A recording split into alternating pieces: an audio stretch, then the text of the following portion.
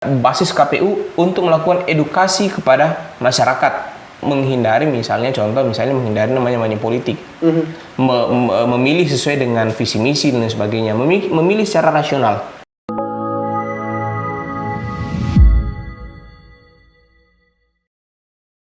Jumpa lagi dalam program Satu Meja. Kali ini saya kedatangan tamu salah satu anggota KPU Kota Tarakan yang bernama Muhammad Taufik Akbar.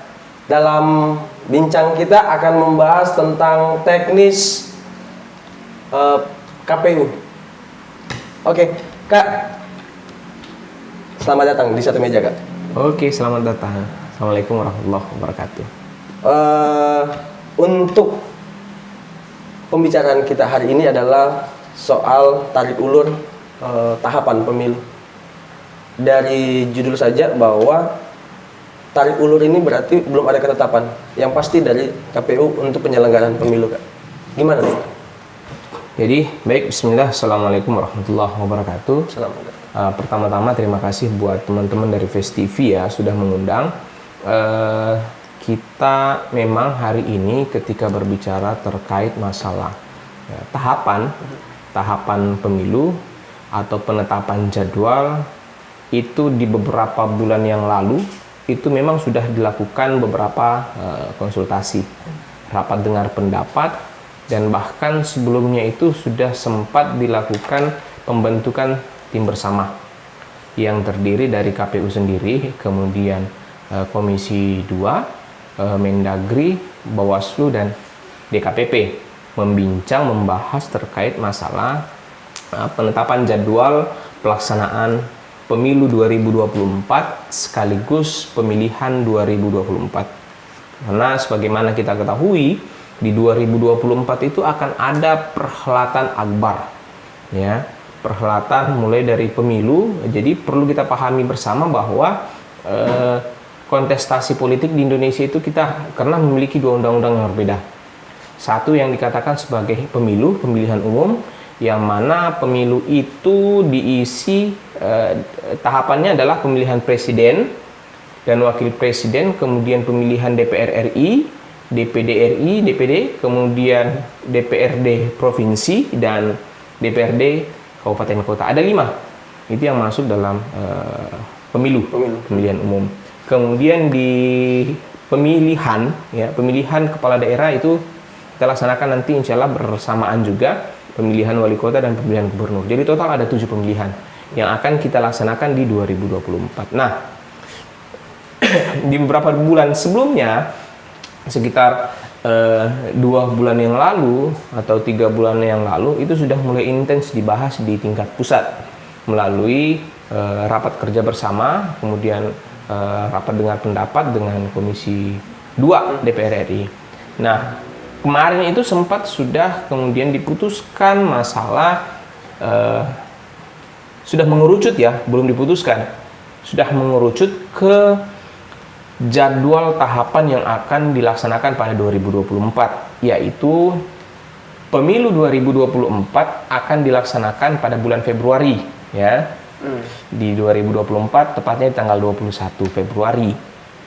Kemudian sesuai dengan Undang-Undang 10 tahun 2016 berbicara tentang pemilihan gubernur dan wali kota, itu di pasal 201 ya, kurang lebih sekitar pasal itu ya, mengatakan bahwa pelaksanaan pilkada pemilihan di tahun 2024 dilaksanakan pada bulan November. Nah, sehingga karena undang-undangnya tidak berubah, karena kemarin kan ada isu nih, bahkan kita sudah berseliweran kemana-mana, itu draft terkait masalah undang-undang RUU ya, rancangan undang-undang pemilihan umum, yang mana menyatukan antara Undang-Undang 7 2017 tentang pemilu dan Undang-Undang 10 tahun 2016 tentang pilkada. Namun dalam prolegnas itu tidak masuk. Nah, sehingga kita mengacu pada 2 undang-undang yang berbeda.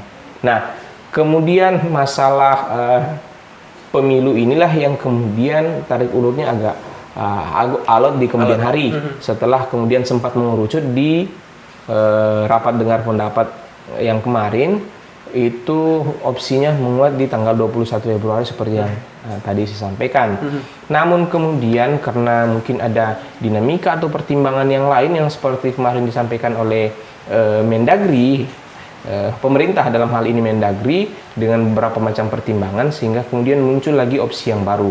Opsi yang baru itu melaksanakan di bulan Mei, April atau Mei, beberapa usulan.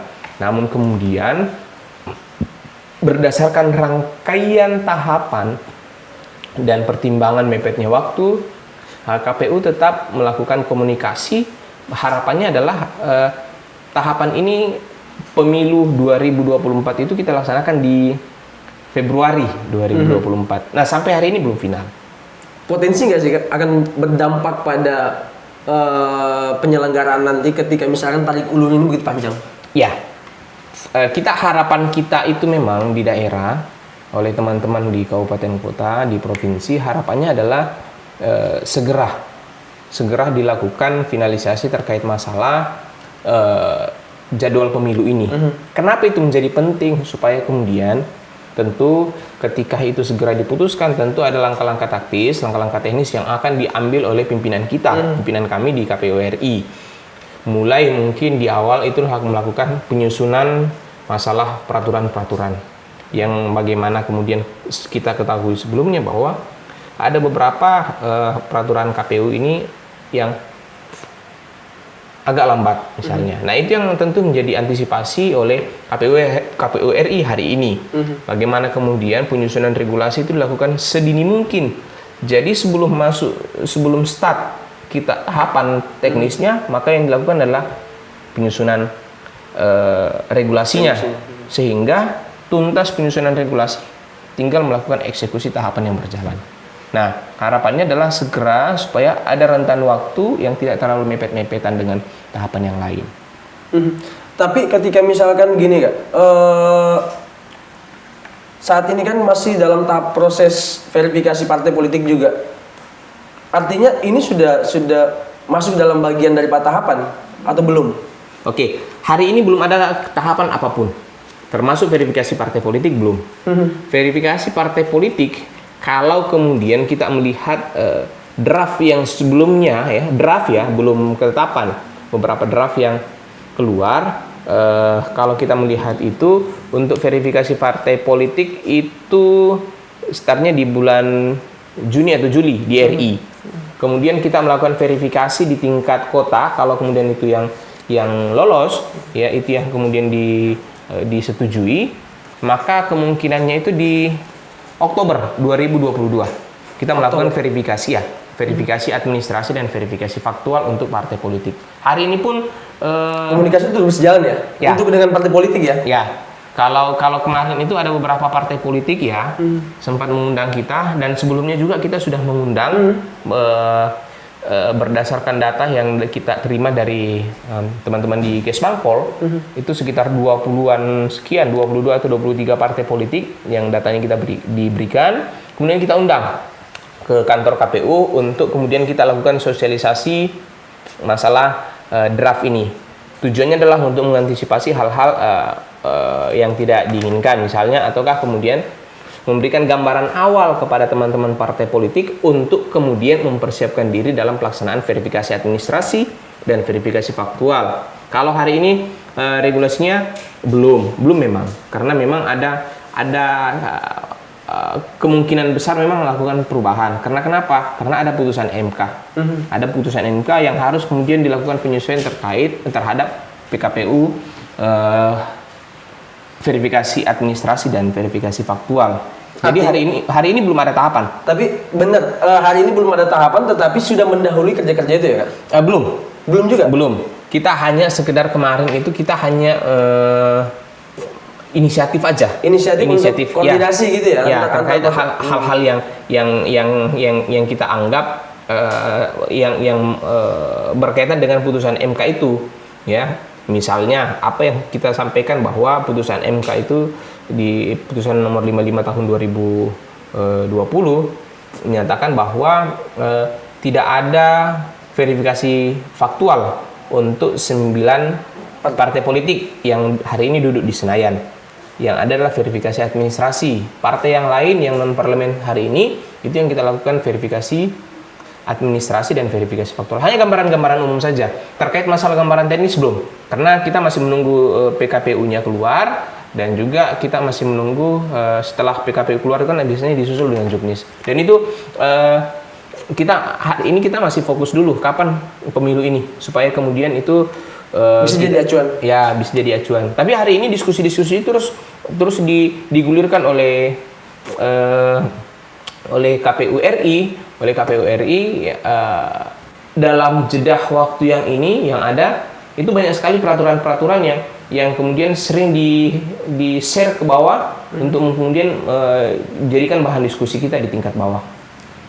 Melihat dari segala macam instrumen yang akan dimainkan oleh KPU untuk mendengarkan aspirasi ini, apa sih yang menjadi titik berat daripada masyarakat hari ini untuk melihat tarik ulur daripada pelaksanaan tahapan pilkada ini? Sebenarnya kalau yang itu kita berbicara tentang urgensitas, apakah penting untuk kemudian seberapa urgennya tahapan itu lebih awal, ataukah kemudian apakah oke-oke saja tahapan pemilu kita undur di April atau Mei. Nah, tentu ada implikasinya masing-masing. Kemarin kalau misalnya kita mengikuti perkembangan diskusi ya, banyak di YouTube, di televisi pun itu banyak ya. Kemarin beberapa 1-2 bulan yang lalu, itu kenapa pemerintah kemudian berharap ada dimundurkan supaya kemudian polarisasi tidak terlalu cepat terbentuk di tingkat bawah, di tingkat masyarakat, kemudian penganggaran yang bisa meminimalisir anggaran. Namun di sisi lain, kita sebagai penyelenggara teknis itu berharap ada jeda yang cukup leluasa, cukup leluasa. Dari misalnya gambarannya adalah ketika kita melaksanakan pemilu di 2024 Februari, itu kita punya jeda melaksanakan tahapan-tahapan yang lain, contoh misalnya putung suranya, kemudian rekapitulasinya, kemudian secara berjenjang sampai di tingkat atas, dan penyelesaian sengketa itu bisa terjadi sekitar 3 atau 4 bulan. Nah, kalau misalnya kita laksanakan di Februari, artinya finalisasi Pilpres ya, kita bicara Pilpres dulu ya, Pilpres dan Pileg itu sampai di Mei, sampai selesai misalnya gugatan di MK. Kita bisa melihat itu, mengikuti kegiatan itu di 3 bulan setelah pemilu tadi, Pilpres di Februari 2024. Kalau kita berkaca dari situ 3 atau 4 bulan, kemudian ada Pilpres tahap 2 jika terjadi, itu kita tentu menyelesaikan dulu proses-proses ini yang sampai Mei. Otomatis kalau kita melihat di tahapan yang draft itu ada sekitar 4 bulan setelah Pilpres awal, artinya jatuhnya di Juni. Nah, jeda waktu dari Februari sampai Juni itu Maret, April, Mei, Juni, 4-5 bulan. Nah, kalau kita mundur ke Mei misalnya Pilpresnya, maka ada kekhawatiran kita ini kelabakan di tingkat bawah, apalagi kalau misalnya satkernya itu SDM-nya kurang, secara kuantitas kurang. Ya, tentu dengan melaksanakan tahapan yang padat dan beririsan, tentu cukup padat dan cukup berat ya. Porsi tenaga ya. Artinya ya kan. Kalau kita lihat 4 bulan atau 5 bulan, kalau kita undur Pilpres di bulan April atau Mei, kemudian kita undur 4 bulan, kemudian kita laksanakan dengan perhitungan tadi di awal, undur 4 bulan untuk sampai di Pilpres putaran kedua, otomatis kan jatuhnya Juni, Juli, Agustus, September. September selesai Pilpres putaran kedua. Belum lagi yang sebagainya, sedangkan di amanat undang-undang pemilihan itu harus dilaksanakan di November. Nah, jeda dari itu tinggal 2 bulan saja. Nah, 2 bulan itu kan belum lagi masalah verifikasi pendaftaran calon perseorangan untuk gubernur yang kemudian berkasnya diturunkan ke bawah untuk lakukan verifikasi partai politik dan sebagainya, itu tentu cukup menguras. Cukup padat sekali, sangat padat sekali. Maka dengan kita berharapnya adalah di Februari. Tetapi lagi-lagi ini kan diskusi di tingkat pusat. Kita tentu Tapi itu kan tentunya akan menjadi dorongan dari kabupaten kota harapan kita, masing-masing. ketika bicara harapan kita ke situ, yaitu ditetapkan pemilu itu di 2024 di bulan Februari. Supaya ada jeda waktu yang tidak menyebabkan terjadi penumpukan pekerjaan di waktu yang sama. Karena kita melaksanakan di Februari saja itu sudah beririsan dengan tahapan pemilu. Contoh misalnya NPHD, kalau kita melihat tahapan itu draftnya itu NPHD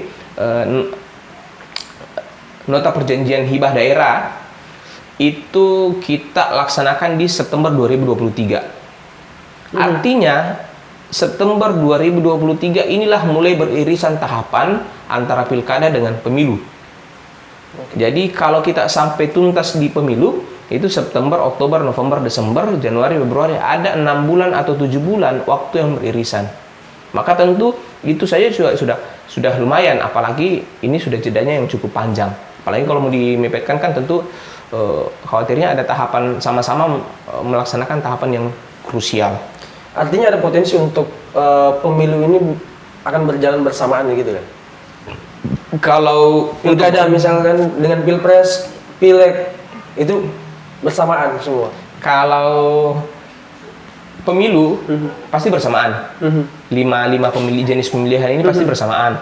Tinggal kemudian kita menunggu waktunya kapan. Nah, ketika berbicara waktu, harapan kita adalah di Februari tentunya, supaya itu tadi saya sampaikan. Napasnya panjang. Betul, napasnya panjang. SDM juga tidak kesulitan bekerja.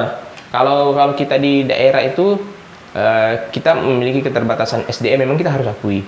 Tetapi bukan tidak menjadi alasan kita untuk tidak menyukseskan. Ya, itu menjadi karena tentu di tahapan itu juga ada namanya penambahan sumber daya. Ya, ada namanya tenaga pendukung yang kita rekrut untuk membackup kegiatan-kegiatan teknis di ini. Tapi lagi-lagi ketika mepet waktu tentu ada tahapan-tahapan krusial yang khawatirnya tahapan puncak yang beririsan. Di waktu yang bersamaan kita melaksanakan tahapan puncak pemilu, pilpres putaran kedua misalnya, di tahapan yang lain ada tahapan puncak, kita harus melaksanakan tahapan pemilihan.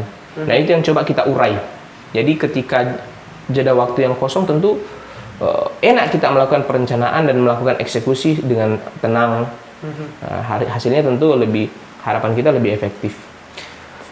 Untuk saat ini Kak, terkait mengenai partai politik, artinya kan tadi yang disampaikan bahwa ada 9 partai politik yang hanya dilakukan verifikasi administrasi. Ya. Artinya masih ada beberapa partai politik yang lainnya yang perlu dilakukan verifikasi faktual nantinya. Ya. Jadi kalau hari ini misal ada total keseluruhan misalnya ada 22 atau 23 parpol, kan kita tidak tahu nih, kita menunggu SK-nya. Nanti kita bisa berhitung ketika sudah masuk pengajuan ke KPU RI untuk dilakukan verifikasi. Nah, sisa dari 9 itulah yang kemudian kita eksekusi verifikasi administrasi dari atas, kan nanti pengadministrasian ke RI, kemudian nanti dokumen itu diturunkan ke bawah ke kabupaten kota untuk kita lakukan verifikasi administrasi dengan berapa pedoman ketentuan-ketentuannya yang mana yang dilaksanakan oleh kabupaten kota. Kemudian kita melakukan verifikasi faktual. Aturan verifikasi faktual juga ada. Contoh misalnya kita melaksanakan uji sampel saja dengan perhitungan sebagainya, tidak semuanya yang harus kita lakukan verifikasi faktual. Tapi itu nanti, karena yang saya sampaikan tadi bahwa PKPU-nya belum keluar. Kan tidak mungkin kita mengekspos nih, nanti begini. Itu kan detail sudah, itu teknis. Itu ada ketika PKPU sudah keluar dan juknis sudah keluar. Artinya belum bisa terlalu gamblang untuk melihat. Belum. Kita kalau di KPU itu kan bicaranya selalu B-data, B-aturan. Ya, B-data, B-aturan, lihat PKPU-nya lagi, bagaimana dengan konsepnya. Ya, nggak boleh kita B-argumentasi, B-kemungkinan, karena kita ini kan bukan pengamat. Benar. Jadi apalagi eksekusi. Mendengar dari asumsi-asumsi. Eksekusi-eksekusinya kita adalah eksekusi berdasarkan PKPU yang ada. Kabupaten kota ini kan hanya bagian eksekutor saja. Eksekusi apa yang menjadi kebijakan. Jadi kita tidak menelurkan kebijakan semua di tingkat pusat. Kita tinggal kemudian pekerjaan kita adalah eksekusi, konsultasi. Ada yang kurang jelas ya kita konsultasi ke RI, ke provinsi ya, atau ke RI melalui provinsi. Jelas eksekusi sesuai dengan jadwal tahapan. Berarti yang saat ini berjalan di KPU adalah sosialisasi yang Ya, pendidikan pemilih. Jadi di KPU saat ini melaksanakan pendidikan pemilih dan pemutakhiran data berkelanjutan. Itu tiap bulan kita melakukan rekapitulasi. Oke. Jadi tiap bulan itu kita mendeteksi nih. Kemarin itu tanggal 2 kemarin ya, hari Selasa. Hari Selasa kemarin itu kita melaksanakan lagi rapat koordinasi. Kalau kita berbicara tahapan, jangan sampai kemudian di masyarakat mengatakan tidak ada pemilu, tidak ada tahapan KPU dong. KPU. Iya. Oh, enggak. Kita ada tahapan namanya kayak kemarin di Sbengko itu kita melakukan desa peduli pemilu dan pemilihan. Nah, tapi karena kita kota maka skopnya adalah kelurahan. Kita laksanakan di kebetulan yang kita pilih itu adalah memenuhi kriteria kelurahan Sbengko ya. Itu pendidikan pemilih. Kemudian kita melaksanakan sosialisasi tahapan kegiatan-kegiatan KPU. Di media sosial itu alhamdulillah hari ini aktif terus. Apa kegiatan-kegiatan kita? Tiap bulan, tiap saat juga kita melakukan pemutakhiran data pemilih berkelanjutan, yang mana ketika ada laporan masyarakat misalnya ada yang meninggal dunia, tentu kita akan melakukan cross check lagi. Kita keluarkan dari DPT pemutakhiran data. Ada yang pindah masuk dan sebagainya, itu kita lakukan, dan itu kita berkoordinasi dengan banyak pihak. Misalnya dengan TNI Polri ya, kita koordinasi, kita minta data-data pensiunnya, kemudian kita minta data-data yang baru masuk menjadi TNI Polri, kemudian dengan pihak Dinas Pendidikan Perwakilan Tarakan ya, Dinas Pendidikan Provinsi Perwakilan Tarakan terkait masalah siswa. Ya, kita koordinasi nih siapa siswa yang ada di Kota Tarakan yang SMA yang menjadi potensi pemilih ya. Itu yang kita kerjakan secara berkelanjutan terus setiap bulan. Tapi tadi di awal kita sempat singgung soal polarisasi, menghindari terjadinya polarisasi bila ini range-nya begitu panjang nantinya yang dikhawatirkan. Plus minus kan ada tuh. Kalau misalkan waktu tahapan itu panjang berarti terjadi polarisasi nih. Tapi kalau misalkan dia mepet, ya tentu akan berimbas pada kerja-kerja KPU. Bicara soal polarisasi dengan pendidikan politik hari ini untuk masyarakat kita, bagaimana sih Kak untuk melihatnya itu? Kalau tentang polarisasi kan itu berbicara tentang dinamika politik. Ya, KPU kan tidak berbicara tentang dinamika politik. I see. Ya, kita berbicara tentang bagaimana pendidikan politik. Benar. Itu yang kita bicarakan. Nah, bicara soal pendidikan politik hari ini tentu kan banyak dampak yang bisa terjadi juga nantinya Kak. Misalkan begini, soal pencalonan kan yang sudah terbiasa nih. Ya. Wanipiro. Ya. Kalau itu tentu di KPU itu kita ada namanya relawan demokrasi. Relawan ini bekerja sesuai dengan basis-basisnya. Ada yang di basis pemula, pemilih muda, perempuan, marginal, ada sekitar 10 ya basis KPU untuk melakukan edukasi kepada masyarakat, menghindari menghindari namanya money politik, memilih sesuai dengan visi misi dan sebagainya, memilih secara rasional, memberikan pemahaman kepada pemilih. Ya. Ketika berbicara tentang pemilih, itulah memang yang menjadi tantangan kita hari ini terkait money politik. Kalau tadi ditanya terkait money politik, nah harapan kita adalah ke depan, kalau money politik itu kan rata-rata kalau kita bicara itu adalah pemilih tradisional. Pemilih rasional kan beda. Pemilih rasional kan itu melihat apa sih visi misinya calon ini, ya, bagaimana sih ke depannya calon ini, bagaimana itu pemilih rasional. Nah harapan kita adalah ke depan seluruh pihak, bukan hanya kemudian kita berikan tugas itu kepada KPU, ya, walaupun KPU punya domain, tapi tentu seluruh elemen masyarakat itu kita harapkan sama-sama partisipasi melakukan edukasi.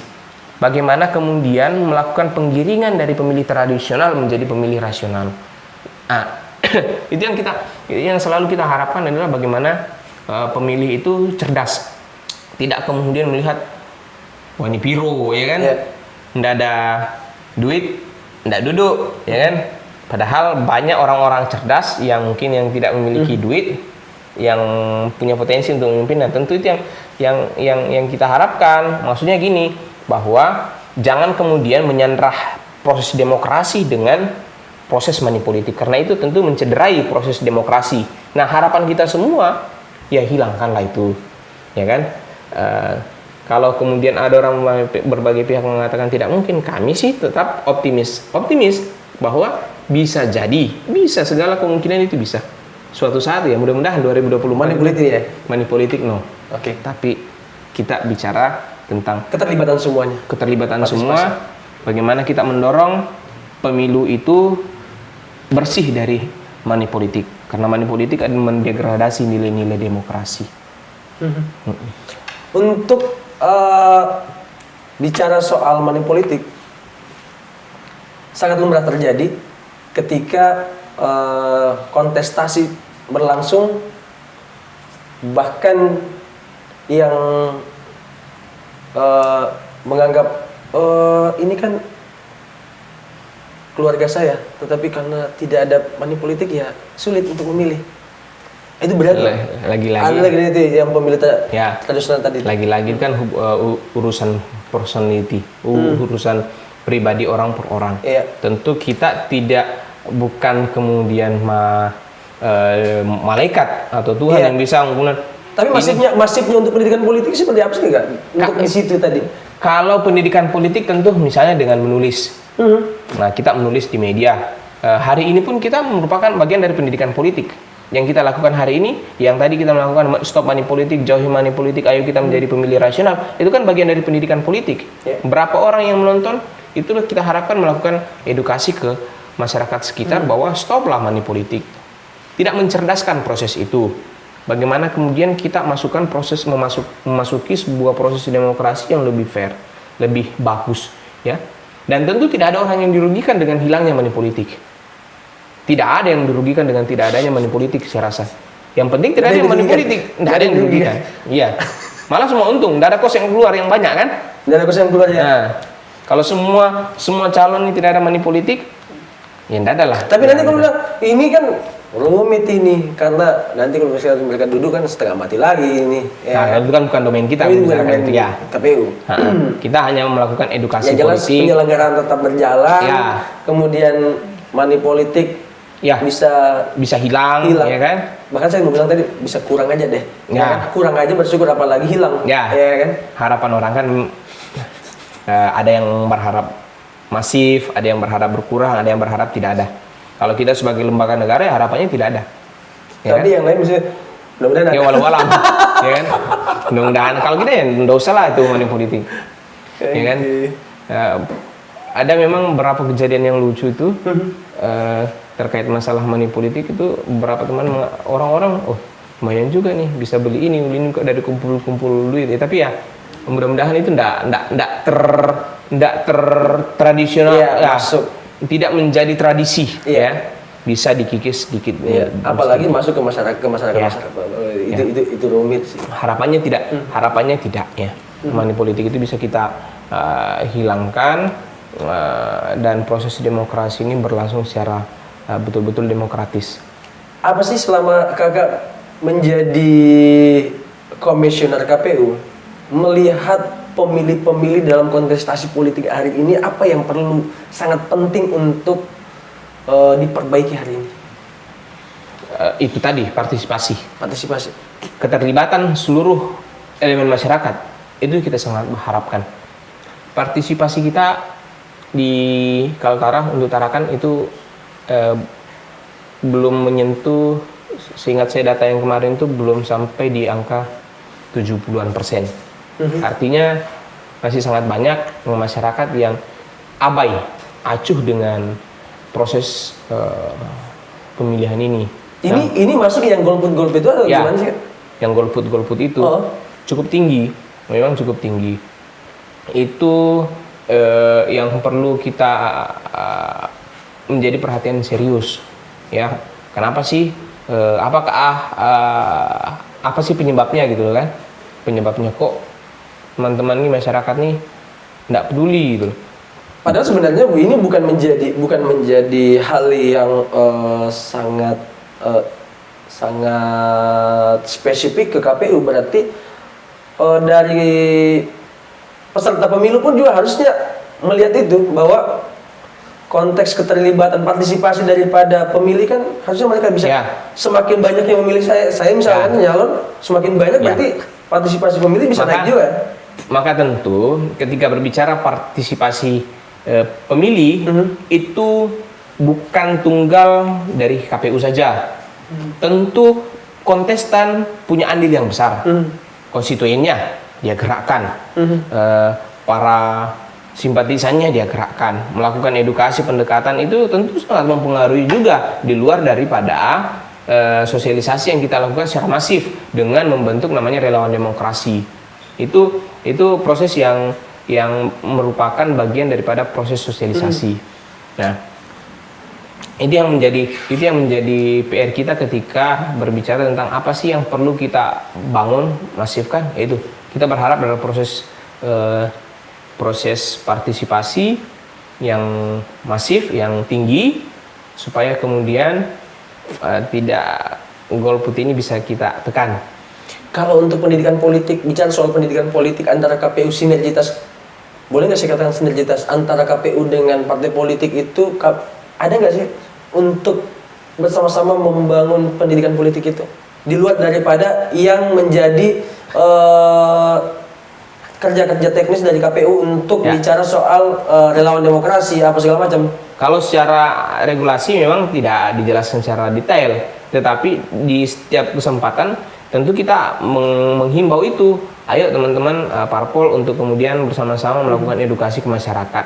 Edukasi misalnya mengajak kemudian berpartisipasi pada hari H, mengajak untuk tidak money politik, mengajak dan sebagainya. Kita terus melakukan himbauan-himbauan itu kepada teman-teman partai politik untuk bersama-sama melakukan upaya-upaya peningkatan partisipasi. Karena lagi-lagi partisipasi ini pelibatan masyarakat dalam proses pemilihan ini menjadi sebuah hal yang baik tentunya. Semakin tinggi partisipasi kan, semakin tinggi pelibatan masyarakat, tentu hasilnya tentu semakin baik. Harapan kita seperti itu. Oke, cukup. Untuk bincang-bincang politik terkait tahapan sampai kita masuk ke partisipasi politik, pendidikan politik, bahkan kita sama-sama punya harapan yang sama, kan? Bahwa demokrasi itu bisa diselenggarakan tanpa money politik. Kalau misalnya berbicara tentang masalah pendidikan politik itu bisa melibatkan divisi sosialisasi pendidikan politik, partisipasi pendidikan pemilih di divisinya. Kita ada di KPU itu kan ada 5 divisi. Divisi keuangan umum logistik, kemudian divisi data dan perencanaan itu berbicara tentang data pemilih, kemudian ada sosialisasi pendidikan pemilih, dan partisipasi, kemudian ada divisi teknis penyelenggaraan, kebetulan saya di situ. Teknis penyelenggaraan. Kemudian ada divisi hukum. Nah tentu kita punya domain kerja masing-masing fokus dia masing-masing. Ketika kan tinggal ketika misalkan membutuhkan konsultasi yang seperti mana, jadi ketika ingin melakukan diskusi tentu kita sesuai dengan job desk masing-masing. Cuman tadi kan kita menyinggung terkait masalah beberapa hal, tentu kita semua kalau berbicara hal-hal yang seperti itu semua penyelenggara mulai dari komisioner, subang, orang teman-teman sekretariat konsen ke situ masalah pendidikan politik, karena semua saja bukan hanya anggota KPU yang harus konsen pada pendidikan politik, seluruh elemen masyarakat, semua lembaga masyarakat, lembaga adat, partai politik juga kita harapkan melakukan upaya-upaya pendidikan politik yang lebih baik, supaya kemudian proses ini ke depannya jauh lebih baik dari proses-proses yang kemarin. Baik. Terima kasih untuk bincang kita pada hari ini. Kita akan lanjutkan dalam bincang satu meja berikutnya. Assalamualaikum warahmatullahi wabarakatuh. Thank you, Pak.